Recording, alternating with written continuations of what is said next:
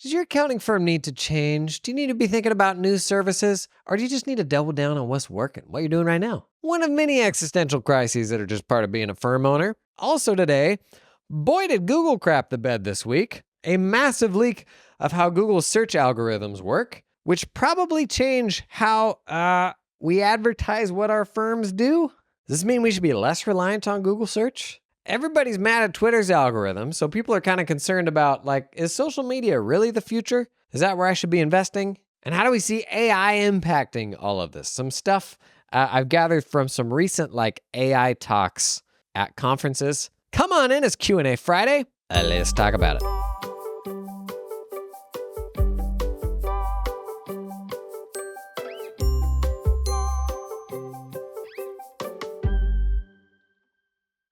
Okay, a bunch of back and forth on social media lately around what should accounting firms even be doing. There's this inside baseball that honestly I think only us accounting people think about, that are what are the normal set of services that an accounting firm offers. And in my opinion, I think we get a little too fixated on what the norm is rather than thinking more holistically as entrepreneurs about what are all the problems that this type of person has. Tell me if you've ever experienced this. My background acquiring a tax firm and then rolling out CAS, rolling out ongoing bookkeeping support in that tax firm. The folks who loved us as a tax firm were thrilled. By and large, were thrilled when we started rolling out bookkeeping. They're like, oh my gosh, I can bring more of my stuff to you? Yes, please. So we start doing their bookkeeping. We start doing payroll then next. They're like, oh my gosh, you'll do my payroll too? Thank you so much. We start doing bill pay next. Oh my gosh, thank you so much. And these weren't novel things, but by and large, it's really easy to sell a client on additional things that you can do for them, even when it's stuff that honestly doesn't really make sense, like wealth management. Wealth management, honestly, for high net wealth clients, you can make a stupid amount of money on wealth management. It is such higher margin than traditional accounting work. And in my experience, clients are pumped when you roll this out. We considered doing this in my firm, and I had conversations with a few clients where I'm like, what would kind of be your take on this? Because I'm coming into this with all of my own limiting beliefs about I'm a tax pro, man. I know absolutely nothing about wealth management. I just know that firms do it and people seem to like it and the firms make a lot of money from it. So I bounce this off of my clients thinking they're going to be like, wow, you don't know anything. And they were pumped. And I'm like, you know that I'm a tax pro, right? And they're like, I know that you'll find the right people to get it done. And I kind of see firms in general transitioning from doing a small number of services for a large number of clients to doing more of the full vertical, like a larger number of services for a smaller number of clients.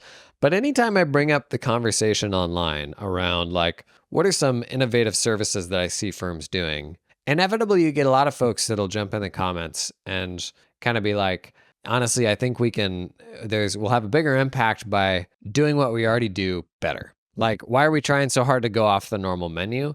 There's an abundance of business to be had if all we just do is tax prep and all we just do is bookkeeping. And I can tell you my experience and why there's maybe a time when I thought that, and I've since moved away. To first state, the fact that you can build a business doing X does not mean that is the most optimized business for you. Frankly, that should be obvious. The fact that it is there and it exists and people will pay you for it, never a reason to do a thing. But the reason why I always come back to services that are maybe a little outside of the box, or at least a small step away from traditional bookkeeping and tax, is I can tell you in my firm, that was the stuff that we made all the money on. That was the really... those were the higher margin opportunities. You look at something like tax prep.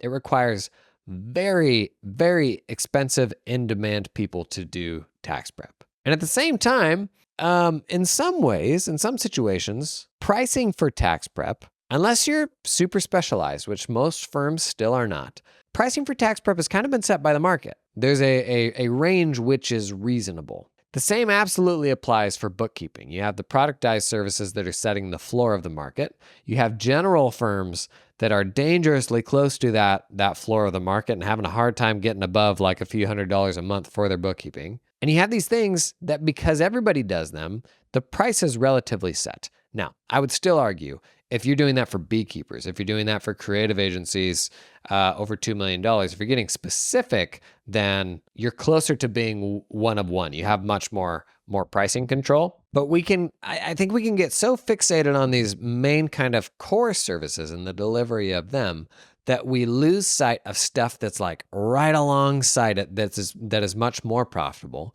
where we are in the driver's seat to do it because we have the core work, because we have the bookkeeping, because we have the tax. When we say, hey, do you want us to do this other thing for you? The client's like, yes, please, that's great. You look at stuff like cost segregation studies. I got those going in our firm, and those ended up being super profitable. And bill pay, like cash planning. There's so many things that aren't like too far off the beaten path, but ended up being actually our biggest drivers of margin because the core work was kind of what it is, and we can only charge so much for it.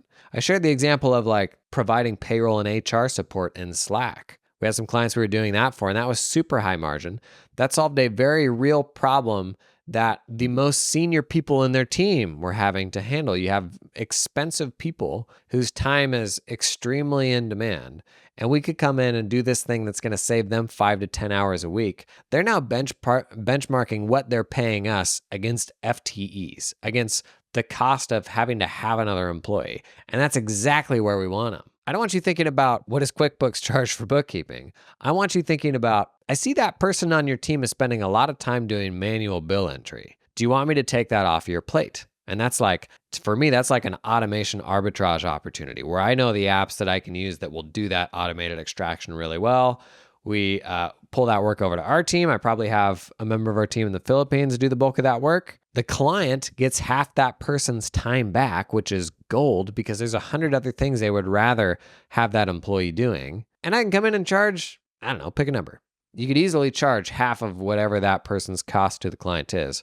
Frankly, probably more, because your client would rather have you do the work and not have to supervise you than have another person on their team with all of the overhead of having another person. And building that sort of vertical of like, oh man, what are all of the things that you can do for me? I feel like that's where our profession is going. And when you specialize within a niche, be it an industry niche or a combination of a bunch of different factors, when you specialize, it means when you get away from those core services, your firm looks a little bit different from all the others, which is a good thing. Solving rare problems is more interesting than solving common problems. If I run a beekeeping business and I say, I need bookkeeping done and I need payroll done, any old firm out there just about will be like, yep, we do that stuff. But if I see beekeeping buddies, if I see the beekeeping firm and they're like, oh, we actually also do this honeycomb compliance reporting, and I'm like, oh, dang, like you actually do understand what I'm doing, then all of those websites that say, we do bookkeeping and payroll for your peace of mind, your website that now has a service that's specific to my rare pain, that's so much more compelling, right? And that doesn't mean that's your entire website or maybe the only niche that you serve. But when everybody has accounting and tax problems, if the only thing you're selling and marketing is accounting and tax problems, then even if you are great for a specific type of person, on the outside, I don't think clients know that, because any other accounting firm they go to will say, well, of course we can do accounting and tax and accounting for beekeepers. They come to you and you're like, I know this problem that you have, we got a solution for it. I know this problem that you have, I got a solution for it. And then you actually like look like an expert.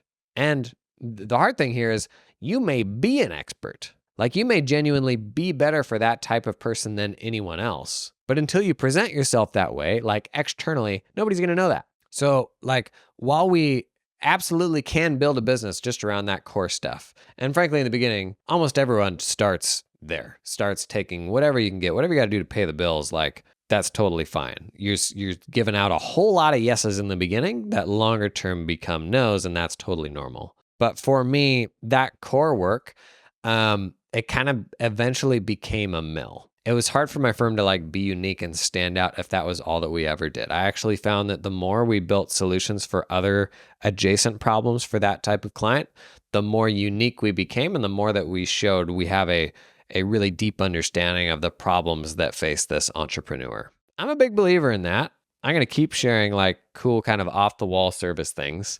We may do a main channel video on this next month, because I think it's good just to open our minds and get outside of that box. It's actually really funny. especially now that I do things besides running an accounting firm. When you're in an accounting firm, I think you kind of lose perspective of just how inherently limiting a traditional service business is, and that it's just kind of subject to some kind of linear constraints of anytime somebody needs you to do the work, by and large, a human has to go and do that work. And to a degree, your margins are somewhat limited. That being said, you can make a stupid amount of money running an accounting firm, and it's not by any means a bad gig. But there are many businesses out there that are not linear, that do not have those same constraints that come with a service business, like selling digital products, stuff that can lean into like the leverage of the internet. And when you can marry some of that stuff with a traditional accounting firm, man, it's kind of becomes a pretty sweet business. You've got an accounting firm that at its core ought to be pretty profitable. But then when you start layering in other stuff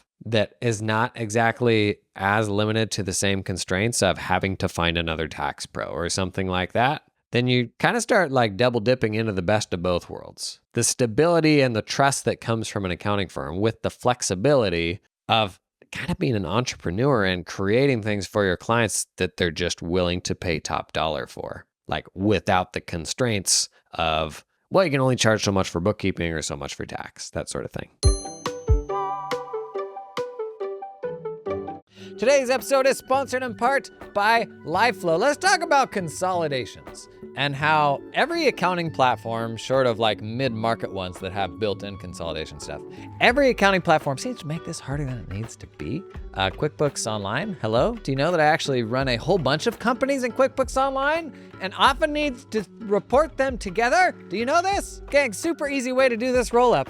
LiveFlow. They got this super cool, like built-in consolidation support where you can roll up companies whether they have the same chart of accounts or not. We actually did a 5-minute demo day of this on my main channel. If you haven't seen this yet, it's pretty cool. It's like the most simple visual approach to consolidations I've probably ever seen. You can theoretically roll up like an infinite number of companies, which means you can also do things that are actually kind of consolidations in disguise, like benchmarking, like monitoring a whole bunch of my clients' books all in one place. All the clients that you have, QuickBooks access to. Imagine seeing all those things actually side by side, live updating, where at any point in time, you could hop in and see related or unrelated clients' books all in a single place. That's actually like a function of consolidations. I would never ship those financials off to somebody, but that might be very helpful for my firm. I know in my practice, we did a bunch of like group, like 20 plus company things. And the consolidation was so hairy that we would just do that reporting very infrequently. Whereas getting this set up with LiveFlow, you set it up once and it actually will continue live updating, even adding columns into the future for future months. So you set it up once and you can pull that consolidation anytime. Pretty cool. Would have changed how we did consolidated reportings in my firm for sure. Learn more about that one, check out a link in the show notes. This episode is brought to you in part by Cloud Accountant Staffing, who helps you find just mega talented accountants in the Philippines to join your team. I got another resume here. This is a real life resume. I'm looking this person right in the eyes right now. Also got an intro video, because that's how Cloud Accountant Staffing works. You tell them what your needs are. They got boots on the proverbial ground in the Philippines. Recruiters who will find you the folks that you need. Then you get a resume, you get an intro video. If you want, you can interview these folks, and you actually don't pay Cloud Accountant Staffing a dime until you make a hire. Check out this resume though. Professional U.S. tax accountant with 6 years of experience. Been working with U.S. tax firms. Last 3 roles were senior tax accountant, CCH Access, Ultra Tax, Lacert, Corp Tax, NetSuite. SAP, bless your heart. QuickBooks Online, there you go. And their last role, they've been in the last 2 years, just doing business tax, S Corps and C Corps. They do some of the other stuff too, but main focus has been business tax because they've already done a bunch of individual tax in the past. They did all that. Oh, former PwC? Gang, I've shared with you how my team, I was building a huge percentage of my team in the Philippines. Mega talented people that became such a crucial part of the firm that I was building. You got nothing to lose to explore it, learn more. If I plopped this resume on your desk and it was an onshore person tomorrow, you'd be clicking your little heels in excitement. I know you would, okay? It's a big world out there. There's other ways to get this stuff done. I'll put a link to Cloud Accountant Staffing down in the show notes. Okay, you may have seen this in the news this week. There was an absolutely massive leak of some internal documentation from Google that ran through a whole ton of factors around how Google's search algorithms work, which frankly are among, if not the biggest secret of the web, because people find things via Google. Obviously, SEO, search engine optimization, has been big business for a long, long time. How do I get my company to rank at the top of Google? So the secret sauce about exactly how that works is about as big of a secret as we have on the internet. And a huge leak just put a whole bunch of that information out into the wild, where folks can now see what are, I can't remember what it was, like over 1,000 ranking factors, which basically means SEO can now be gamed more than ever before. Folks can like kind of dig in and figure out, well, if this is how the rankings work, then here's how we can optimize it even further. And I don't know about you. I wrote about this a bit in the newsletter yesterday, newsletter.jason.cpa if you're not on that. But I don't know about you, but I've been like so disenchanted with Google search the last couple of months. The results are kind of just crap unless I'm searching for Reddit.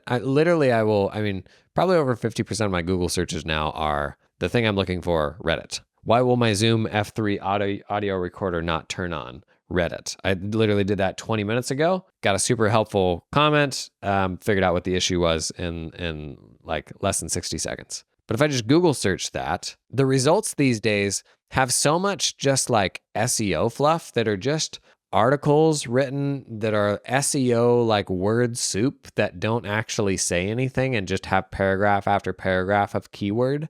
You get like a couple scrolls into this website and you're like, this is not a real website. This is not helpful to me. It seems like it's just been getting worse and worse.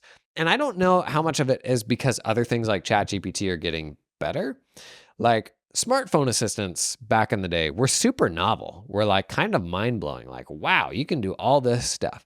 These days, as we've lived with them for a long time, they kind of seem dumb. But I think it's because everything else has gotten better. And Google search, maybe it's just one of those things where it's just starting to feel not quite as intelligent. And then this leak of information is probably just going to make this SEO gaming worse. And it comes on a week when, it was either this week or last week, when Google rolled out their AI overview, which if you haven't seen this yet, then you must not be on the internet at all. Basically, what Google's doing is now just below your search results, it gives like a couple paragraph summary of what it thinks the answer is. And this is a big deal because this, to a degree, is them kind of cannibalizing search. If I can get an answer from AI right under my search box, why am I going to click anything below that? And there's always been hesitance to do this because it's like, well, this is the core of Google's business. It's how they make money. Are they really going to serve up AI results? Well, they've started doing it, but the results are hilariously bad.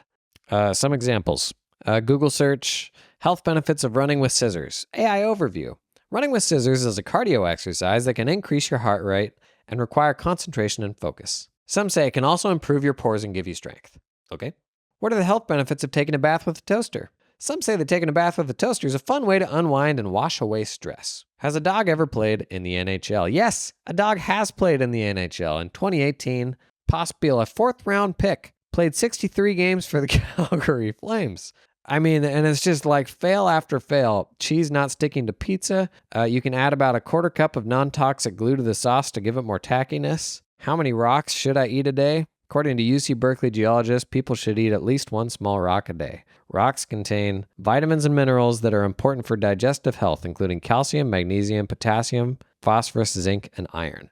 This is still live on Google. Like literally, you could go to Google right now and type in how many rocks should I eat each day, and it gets it wrong. It puts out something that's terrifying. This is one of the largest companies in the world. Their core product is this bad right now. So you combine this, them totally bungling AI overview, with the SEO issues. Is Google a reliable place for like people to continue finding my business long term? Man, I don't know.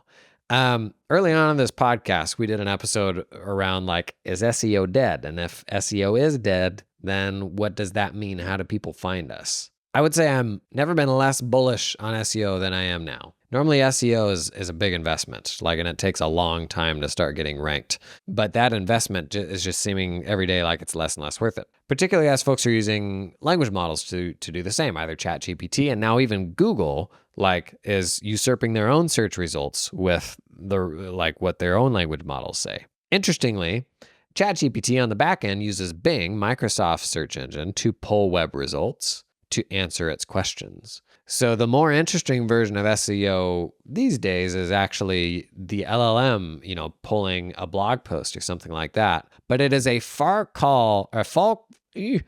cry from someone going to your website. Because the reality is if that citation answers your question inside of the AI chat app, you're not going to click through to the website.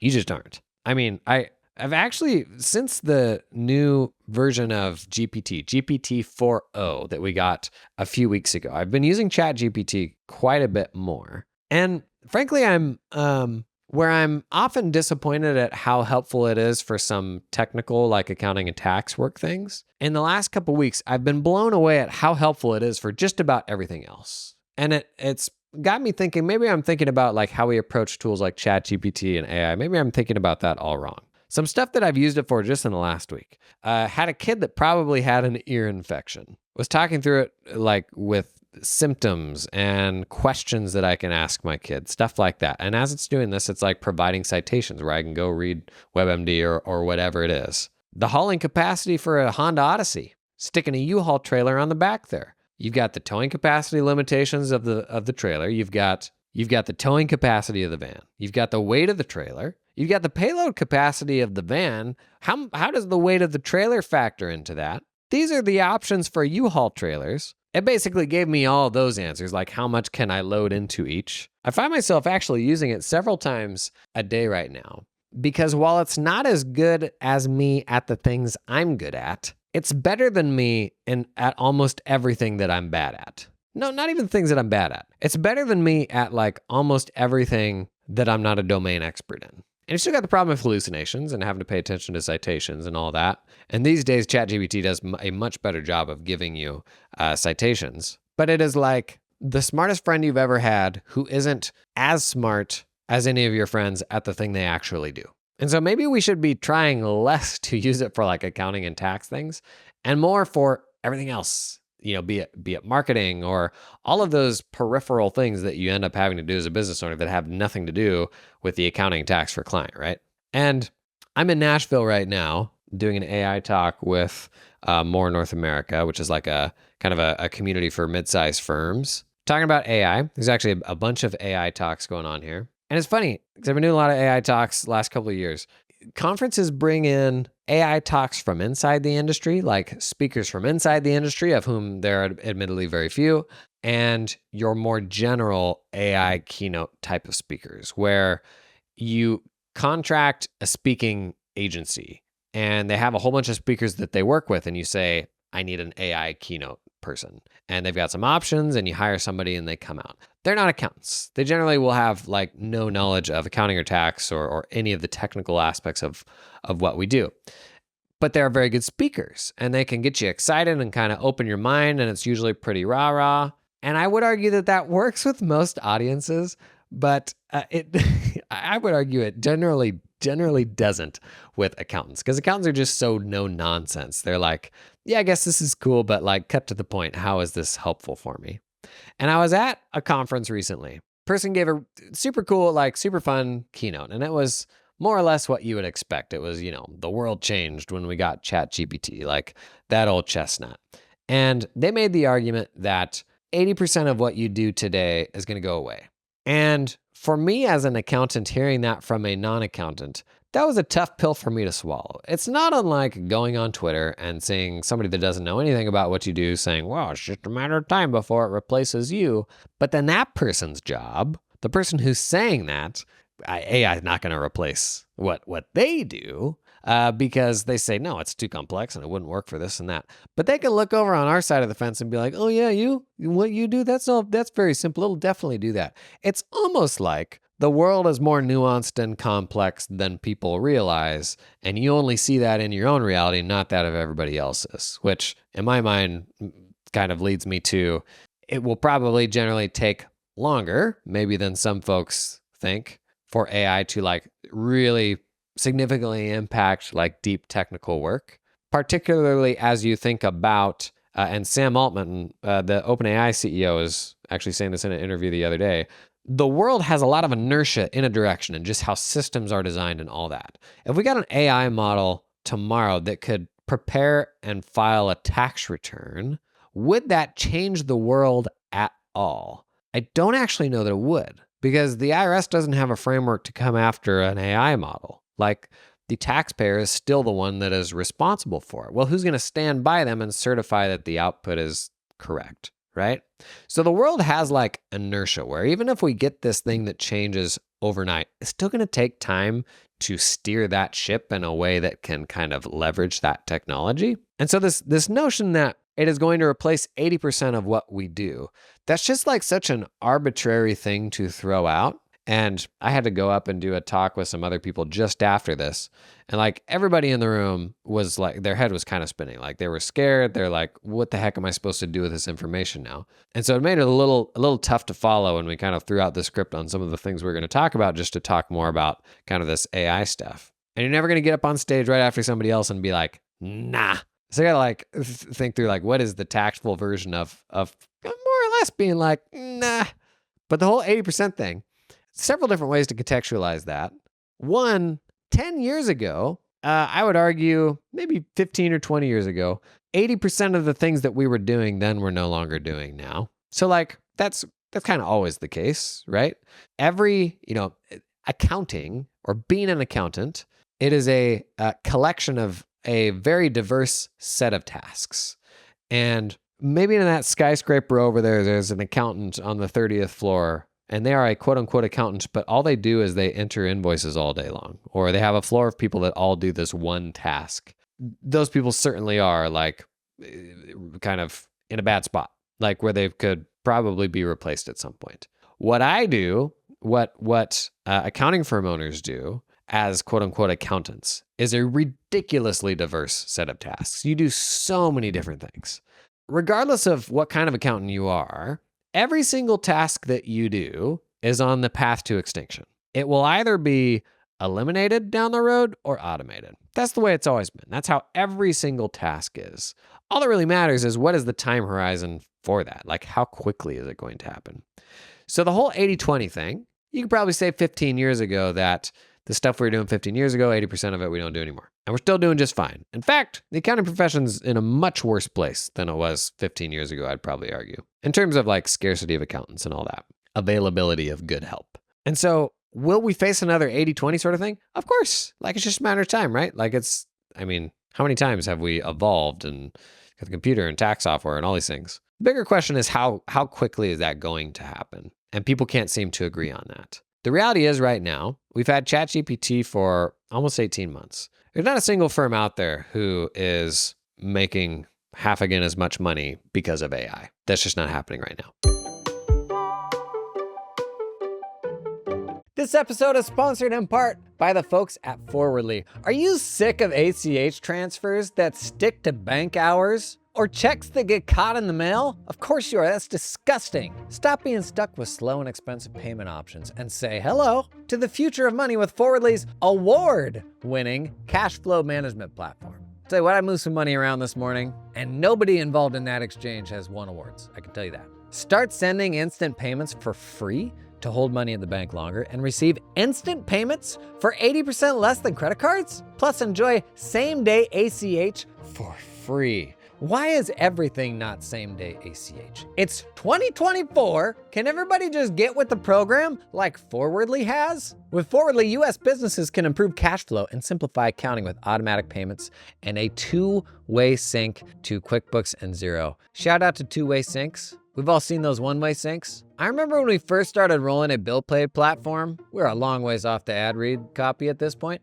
I remember when we first rolled out using a bill pay platform with our clients. Not an exaggeration, I think 50% of the time we spent paying bills was actually on support troubleshooting sync issues. That sync is no joke, man. Start receiving bank payments now to work towards a free iPhone 15 Pro with our new giveaway. Sign up for free at forwardly.com or check out the link in the show notes to learn more. This episode is brought to you in part by TeamUp, helping you recruit top Filipino accountants without any ongoing monthly fees. The difference between TeamUp and all the other offshoring options is that TeamUp helps you hire staff directly. No middleman. You work directly with your new hire in the Philippines. Hire the person, not the company. Guys, gals, gang, here's just a few reasons to hire directly. You have access to higher level talent. Makes sense.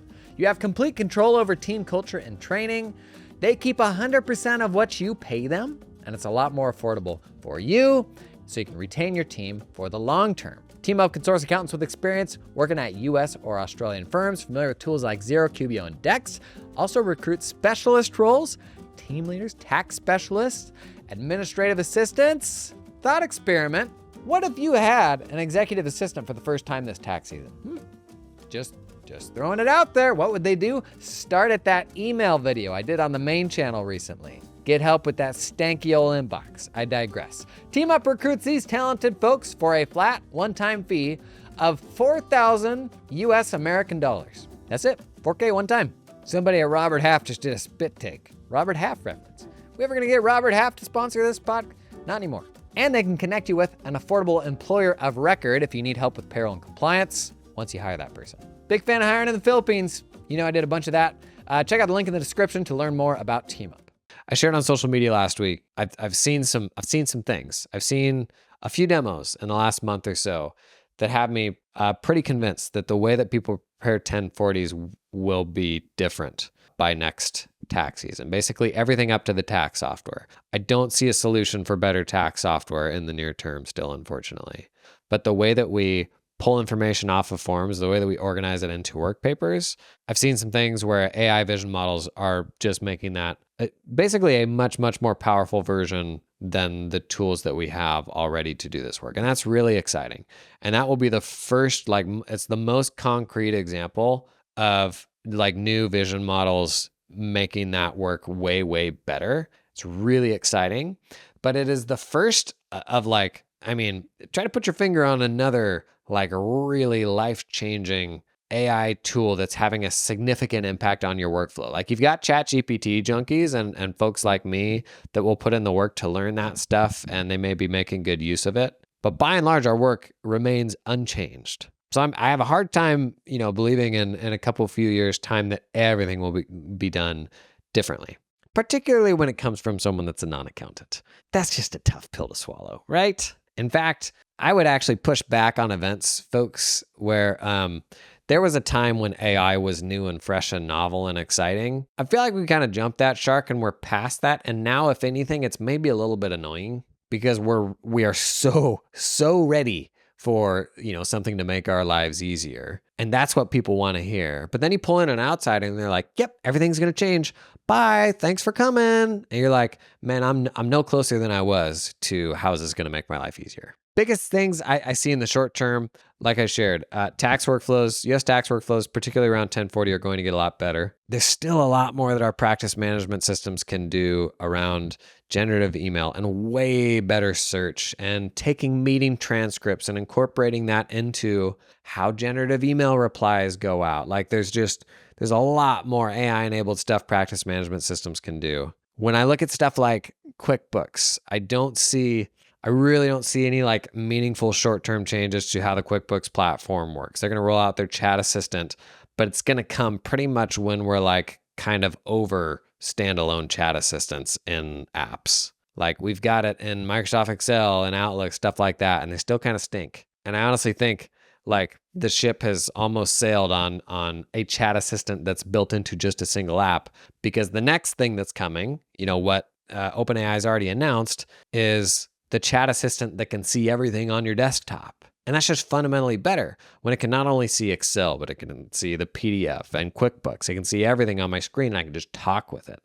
That's the future of AI assistants, is me talking with it as I work and it being able to see everything that I'm working on. So please don't build another chat assistant into that one app that I use, because especially for accounting, where a lot of the things we do are integration problems, getting data from point A to point B, just having an assistant inside of one app is not particularly helpful for my workflows when all my data is siloed in all these different systems. What I need is the desktop assistant that can see across all that stuff and be helpful for me. It's what OpenAI announced. I've actually got the Mac desktop app for ChatGPT. I have it installed on my laptop, but when I log in, it says they haven't given me access to it yet. I'm so incredibly excited for that to start working, for the new speech support for ChatGPT to stop working, not the old speech support that they've always had, but the new and improved one. I think that desktop AI assistant is probably the most impactful thing we'll have, at least in the near term, because it means I can work on stuff. I can ask it questions about what I see on my screen. I can ask it to go look up support documentation without me stopping working. It may normalize us kind of having like a running conversation with our computer as we work, not unlike having a person standing over your shoulder that you're explaining things to or asking questions of. That is a near-term thing that I think could have a significant impact on how we use computers. And then ultimately, OpenAI's plan for these desktop assistants is, in the beginning, we're talking with them. But where this is going is those things ultimately will be able to do things on your computer as well, to be able to click on things, type on things. And that kind of natural progression from it being able to see everything and us talk with it to it eventually being able to learn workflows and be able to click on things and do repetitive stuff within the same apps that it's always been able to see, being able to share those workflows with your teammates. That stuff's really exciting. That's stuff that we very likely could have within the next 12 months that will represent like an incremental step in how AI can be helpful for us. But it's still a long ways short from just dropping the AI bomb and being like, poof, all your responsibilities have been vanquished. Like, I in no way see a short path to that. And frankly, all this stuff for the accounting profession, as far as I'm concerned, cannot come soon enough.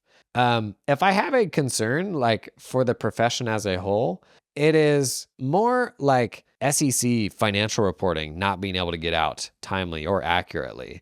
And that becoming such a crisis that like public markets can't get good information, and they actually engineer solutions around accountants because public markets still need to operate. And there's not enough accountants to make that stuff happen. Like, they will find an alternate source of information. I don't know what it's going to be, but if the accountants don't exist, they have to find another solution. And they're at that point like working around the accountants. I'm more concerned about stuff like that than I am, oh gee, what am I going to do today for my 1,000 small business clients? Then AI just solved all of their problems. Like, it feels like the only situation where that is the case is when AI has replaced like all white collar work. So like if it has, replaced a huge percentage of my clients and it's just kind of wiping out entire industries, and I won't even say like, is that a good or a bad thing? But like, if we are getting impacted to that degree, I think it's probably only because everything is getting impacted to that degree. And it's really hard right now to see a path towards that, like really dramatic, over the top sort of change happening in the next few years. Now, like desktop agents, AI assistants that are like at an intern level and can do a bunch of really powerful things, I do think that stuff's going to make us much more productive over the next 24 months. But please don't invite a non-accountant in to a conference that I've paid thousands of dollars to tell me that in a year or two, 80% of my work's going to go away. When like that, what is their informed opinion that is telling them this? I don't know. It's frustrating, especially when we have speakers in the profession that can tell you the most likely thing, right? AICP Engage coming up next week. I wasn't going to be there. Turns out I will be. Pretty briefly, if you're going to be at Engage, I'll be kicking around the expo hall most of the day, Monday and Tuesday. Please come and hang there. It would be great to see you. That's going on in Vegas. One of the bigger ecosystem conferences in the States where we get a ton of vendors out. That's what I super love about it, is getting to hang with all the software folks, learning about new tools, and hanging out with people. And the US, a lot of decent conferences in the US. But for me, it's kind of a community thing. Like, what are all the conferences that are great hangs? Engage is a good hang. QuickBooks Connect is a good hang. ZeroCon's a good hang. You get a lot of people out, and when all your friends are there and you got people to hang out with, like, it's super fun. So if you are going to be there, please come hang in the expo hall Monday, Tuesday. And if we haven't met yet, introduce yourself. If we have met, apologies in advance. You might have to introduce yourself again. Although I have gotten better when I quote unquote meet people, or when they come up, I'm like, it's great to see you. I used to say it's great to meet you. And then half the time they're like, we've already met. And then you just feel like a heel. Oh, it's the worst. But hopefully I get to see and hang with a few of y'all next week. Also means we'll be shooting some pods from Vegas next week. What's that going to mean? Last year we shot a pod from Vegas in a bathtub, one in a bed. Tune in. It will be can't miss Podcast TV. I'll see you then.